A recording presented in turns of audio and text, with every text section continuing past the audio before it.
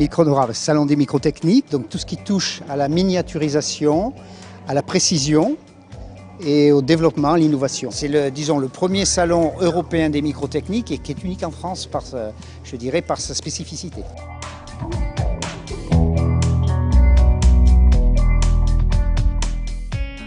Alors les microtechnologies, c'est une combinaison de différentes technologies pour réaliser des pièces de plus en plus petites, la miniaturisation, et des pièces de plus en plus précises, avec toujours plus de fonctions, dans un volume qui diminue tout le temps.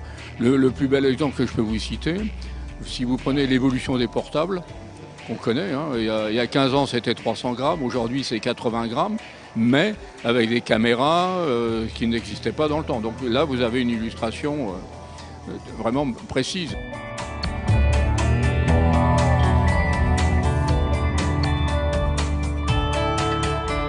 Dans le salon, on trouve tout ce qui touche effectivement aux microtechniques, c'est-à-dire des métiers de la précision, donc dans l'usinage, dans le découpage des métaux, dans l'injection des matières plastiques.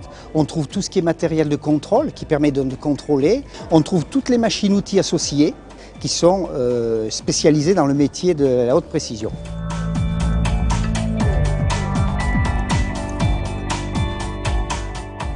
On trouve ces applications dans tous les domaines, Vous pouvez très bien le trouver dans votre vie quotidienne, je dirais même dans l'électroménager. Vous avez vos machines à laver sont équipées de plus en plus de capteurs.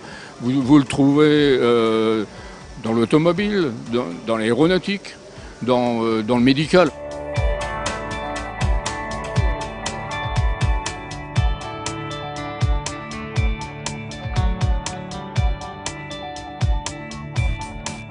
Les microns d'or représentent l'innovation. On a toujours considéré à Micronora, et moi en particulier, j'aime bien cette petite phrase, sans innovation, point de salut. Et c'est une réalité industrielle.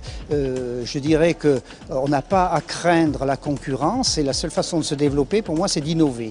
Donc les microns d'or sont la réponse à cette question, c'est-à-dire de récompenser tout ce qui touche à l'innovation et dans différents secteurs, c'est-à-dire des machines qu'on utilise autour de Micronora, de produits, de production, etc., du contrôle, donc dans 6 secteurs différents. Être lauréat du Micron d'or, eh bien, c'est une récompense, ça fait plaisir. Notre recherche portait sur la réalisation d'une horloge atomique miniature qui fait la taille d'une petite boîte d'allumettes et qui est une référence de temps, donc qui permet de délivrer un signal qui est très précis dans le temps, qui va très peu dériver.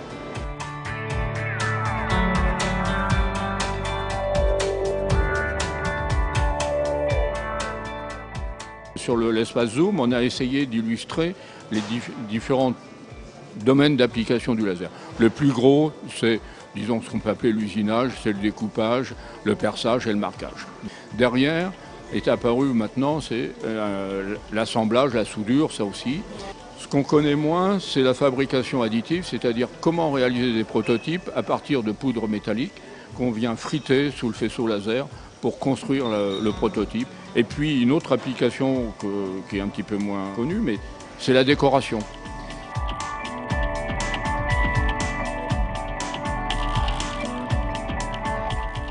Alors le souhait qu'on peut avoir par rapport à ce salon, c'est sa pérennité premièrement, et surtout d'être capable d'amener une réponse aux attentes des visiteurs et des exposants qui leur permettent d'évoluer favorablement dans le monde économique.